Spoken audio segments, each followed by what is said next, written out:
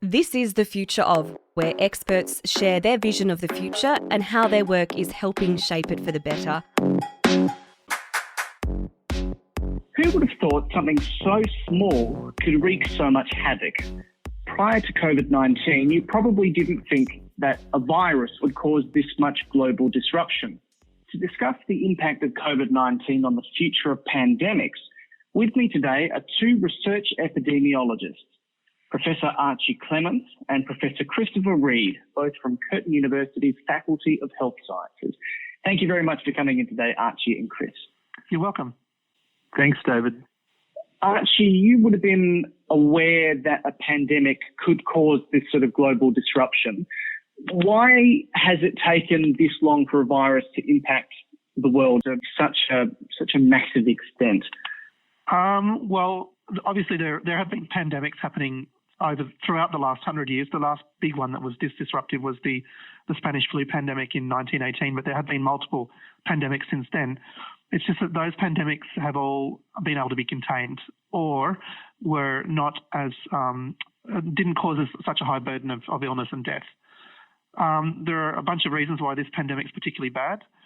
First is the virus itself. It's a highly contagious virus, and it's also a virus that, in a small proportion of people, can cause very serious illness. Apart from that, I think the world's changed over the last 100 years. We're more connected than we've ever been. Air traffic has expanded at an incredible rate. We travel far more than we did even 10 years ago, and that's really facilitated the spread of the virus. On top of that, there are a number of issues around how the global response to the pandemic was managed. A number of countries didn't really heed the World Health Organization warnings that were put in place early in the year. The Director General of the WHO was very open and explicit and in pleading to countries to be prepared, and many countries ignored those warnings to their peril, and as a result, the epidemic in each of those countries has been much worse than it needed to be. Archie, I think your point about the amount that the world currently moves and how viruses now can spread far beyond what we would have really thought manageable. And this has been, I think, on demonstration so much in this current pandemic, when it really, in those very early days, the constant movement of people in and out of different airports just saw this explode on the world stage. I can't think of anything that we've seen like this before. I think that's true. I think the amount of international travel, the international connectivity, the way that goods and services are traded, the mobility of the global workforce. We have people from China, for example, working in throughout the world, in Iran, Italy, Africa. So that is all new. But also, I think what this epidemic did was really expose a lack of preparedness. Countries weren't ready for a pandemic like this, other than a small number of countries that have invested quite heavily in pandemic preparedness for many years, Australia included. We know that COVID-19 affects the respiratory system, but we're still trying to work out how it affects other parts of your body. Obviously, all of the parts are important. Chris, you're involved in a study that's investigating the potential long-term impacts of COVID-19. What are you hoping to reveal? Yeah, look, that's right, David. As Archie indicated, many people will be exposed to the virus. Many people will be infected.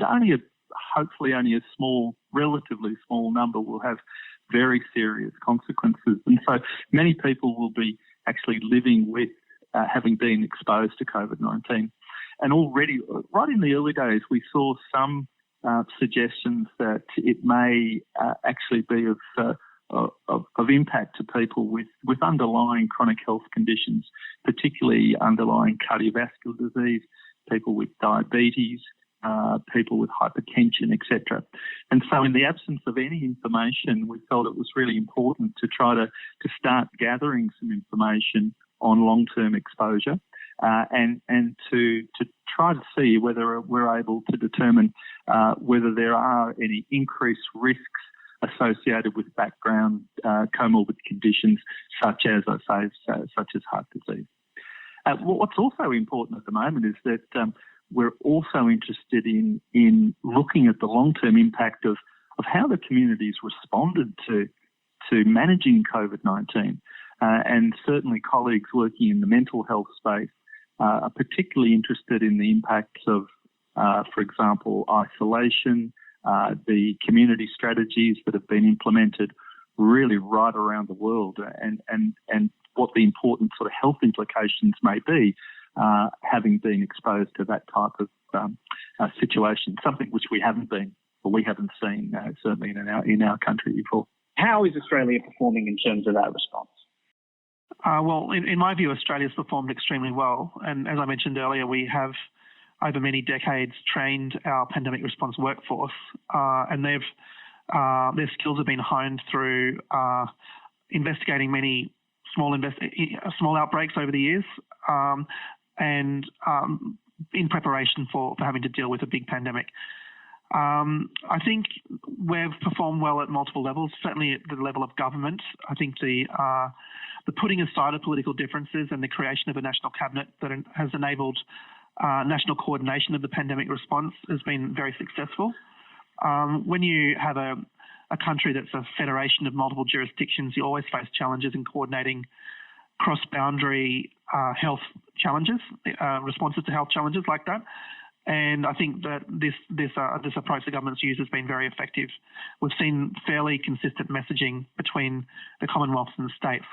And in a pandemic, it's really important that you have strong leadership. You need leadership that provides clear and consistent messaging, that makes decisions on the basis of evidence, that's open and collaborative, and that can inspire the trust of people. And I think that our government has been able to do that. I think at a health system level, we have an incredibly strong health system, one of the strongest health systems in the world.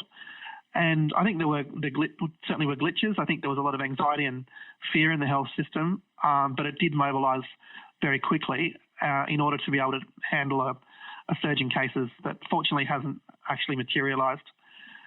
So, and then of course there's the public, and I think that the public has responded incredibly well. We have clearly got a lot of trust in this country, a lot of social cohesion. People heeded the warnings of the government. People exercised good practice when it came to social distancing, personal hygiene. People stayed informed. So I think I don't want to suggest that the situation in Australia has been perfect, but I do think it has been very good, and that really has been reflected in the numbers. We have very few cases in Australia at the moment. It's certainly been one of the envies. I think looking globally, Australia's response has been terrific. I think, Archie, also I've heard some comments that people would like to see this national cabinet stay. It seems to have been very, very effective in bringing in that cohesion, bringing in consistent messages, allowing formulation of good policy in relation to managing this situation, but also allowing those sort of slight variations across states depending on their individual situation. So it certainly has been something I think people would like to see continue in some way or form. Yeah, I think you make a good point there about the fact that each state and territory has different natural advantages and disadvantages. Obviously, in Western Australia, we have the advantage of isolation, and we can use that to good effect in a pandemic. And the other regional and state border closures have been an important strategy. Clearly, the international border closure is the key strategy. And I mentioned evidence-based decision-making. Another thing that we have in this country is we have very good infectious disease modelers who are internationally connected, who collaborate globally, who have access to the world's best modelers in countries like the United Kingdom. And we share knowledge and information, and that directly feeds into advice that goes to government. And I think we can be proud of the role that our scientists have played. Yeah, and it's been really, really interesting to watch the way that the government has really taken on board the expert advice, and that's something that I think has been really well demonstrated. The policies are being made on the basis of evidence, on the basis of forecasting, and in response to the situation at hand. So it's been a really nice demonstration of how important that sort of evidence-based platforms to inform on policy and create really good government and good policy making at a time when the population really needs it. And I think we can all think of examples elsewhere around the world, but where we're probably not seeing that anywhere near to the extent that we've seen here in Australia. Why is it so difficult to create a vaccination for coronavirus? We weren't able to get vaccinations for SARS and MERS, yet we're able to quite rapidly deploy vaccinations in comparison for things like influenza. Why is it so difficult to vaccinate against these sorts of viruses? Well, every virus is different and they interact with the human immune system in a different way. And it just so happens that the coronaviruses are viruses that interact with, they invade the upper respiratory tract is part of the issue. And the upper respiratory tract has a very different immune system to, for example, the lungs. And it's very challenging to get vaccines that trigger the right part of the immune system in order to respond to coronavirus infection. So that's part of the issue. Given that we don't have a long history of developing coronavirus vaccines, there isn't that body of scientific work that we can draw on rapidly, which is different to influenza viruses, where we see seasonal influenza epidemics every year. There's a global structure put in place for sharing information in order to create new vaccines for influenza every year. And it also happens that influenza is dealt with by parts of the immune system that are relatively straightforward in terms of vaccine development. So it's a combination of the virus itself, the way that it interacts with the immune system, and the fact that we don't have a long history and body of scientific knowledge around the development of vaccines for this particular class of virus. And I think it's also important that the messaging around how long it actually may take to develop a vaccine for coronavirus and managing community expectations. I think that's also pretty important. This is not going to be solved immediately. This will take quite a long time because of the points that Archie's raised. And I think it's really important that in the absence of a vaccine, this is a very highly contagious virus, and therefore those strategies which are currently being recommended around containment are probably likely to be with this for some time. Yeah, I definitely agree with that. I think, I'm hopeful that we will have a vaccine in due course. I think the predictions that it might take a year to 18 months are, I would suggest, a minimum. And absolutely, the coronavirus is going to be with us for all of that time, and we have to be vigilant. We have to be prepared to go back into social distancing and other restrictions as and when needed. And we also have to expect that our borders are going to be closed for quite some time, and that there will be restrictions on travel, and that life won't return fully to normal for a number of years. There are quite a few unanswered questions when it comes to how this pandemic started. Will we ever get a clear answer, and have we actually been able to in the past?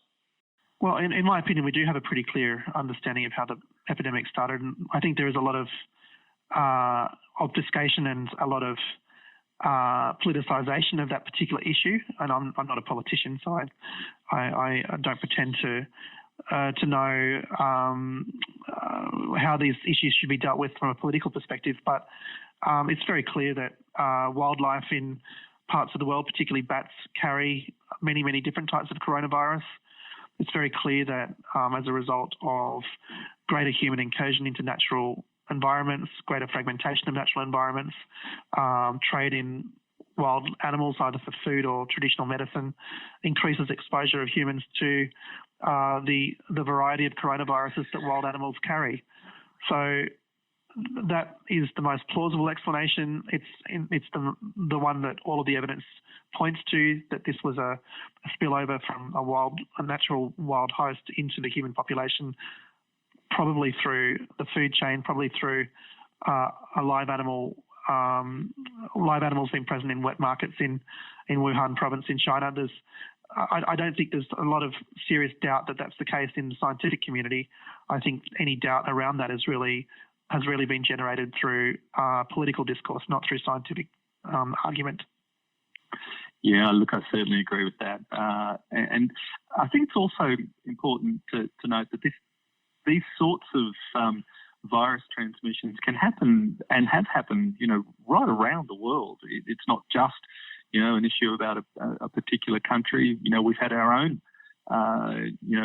virus developed here in Australia when the Hendra virus was transmitted from, firstly, I think, bats to horses, and then eventually with handling and close contact transmitted to humans. And so I think there really is a clear pathway about how this has actually started.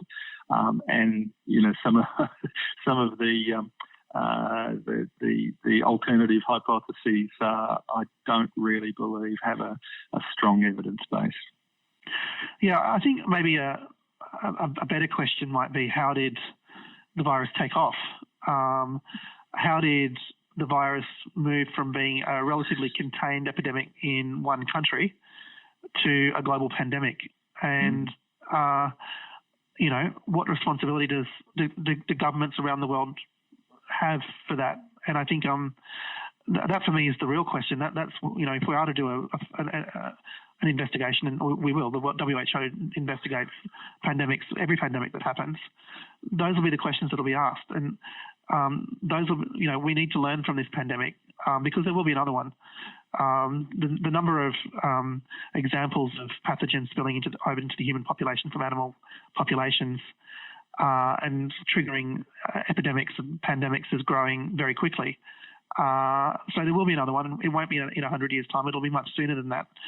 And we need to learn from this so that we can manage it better in the future. And in order to learn from it, we need to, as much as we can, avoid politicisation, and we need to go back to the science. And we need to look at the evidence. That preparedness that you mentioned earlier, Archie, I think is a really important issue. I mean, we've seen some of the countries that have been able to respond and have been able to, implement strategies, have that level of preparedness, and I think that is something that's going to come from the experience that's happening right around the world at the moment. Is the importance of having systems in place, knowing what to do, when to do it, and how to coordinate it. And I think, we've still learning as a result of this. But probably that will be the one big step forward that we will make right around the world is increasing that level of preparedness for, as you say, the next pandemic outbreak, whenever and wherever that may occur. Do you think this pandemic is going to have a lasting impact on humanity and how we function as a society? Are we going to be more conscious about things like hygiene and personal space, for example, or perhaps more wary about travel? I'll let Chris answer that one first, I think. Yeah. Look, I think it will have. It certainly probably had the biggest impact that certainly we've seen in our lifetime, without a shadow of doubt. Its impact on the economy is, I think, is yet to really be clear. But we do know that it's had a huge, and it is having a huge impact on the economy. I think those very basic issues around good personal hygiene, personal space, etc., I think they probably will be with us for a bit longer. But one of the things I did want to just sort of touch on the effect of the virus is, well, an interesting thing we've seen, in the hospital sector since this pandemic has occurred in, and particularly here in Australia, we've seen a dramatic drop off of people actually attending for their routine health care, for the management of their chronic health conditions. And that in itself is also going to have a major impact, not only now, but also on future rates of diseases. Cardiology departments around the country have literally been empty. And it's not because people aren't having heart attacks and aren't suffering from cardiovascular disease. It's because they're not actually, they're a little bit nervous about getting out and getting support and getting treatment for it. And so I think we are going to see a lasting effect. How extensive that'll be, we don't know yet. And that's also why it's important to actually ensure that we do have a good handle on the long-term implications, particularly for those people who may be more at high risk, those people with chronic health conditions, because it is going to have an impact, not just now, but it's likely to be continued certainly for a number of years. Yeah, I agree with Chris that those are the types of impacts that we're likely to see. And I work in infectious diseases, and if you look at the disease tuberculosis, it tends to be spread in households. And if you have people restricted to the home, you're actually more likely to see transmission of a virus of infections like tuberculosis, a bacterial infection that's spread also through the air, through coughing and close physical proximity. And that's like cardiovascular disease in a sense. It's a disease that doesn't present itself immediately. It presents itself in down the line in a number of years due to the long latency period of the infection. And so we may see negative health consequences that are not directly related to coronavirus but are indirectly related for a number of years. So I actually think that's probably one of the areas where we will see a long-term impact. I'm not convinced that we will see significant social change or behavioural change. Behaviour is incredibly difficult to change. If anyone knew how to create sustainable behaviour change in response to a public health problem, they would probably win the Nobel Prize because it's so difficult to do. So yes, whilst we may have economic consequences that in themselves could lead to health consequences, a lot of diseases around the world are made worse by poverty, and poverty is likely to grow as a result of the economic disruption. I'm not 100% convinced that we will actually see human behaviour change in a sustainable way. I think we'll leave it there then. Thank you very much, Archie and Chris, for coming in and sharing your knowledge on this topic. You're welcome. Thanks, David. You've been listening to The Future Of, a podcast powered by Curtin University. If you have any questions about today's topic, get in touch by following the links in our show notes. Bye for now.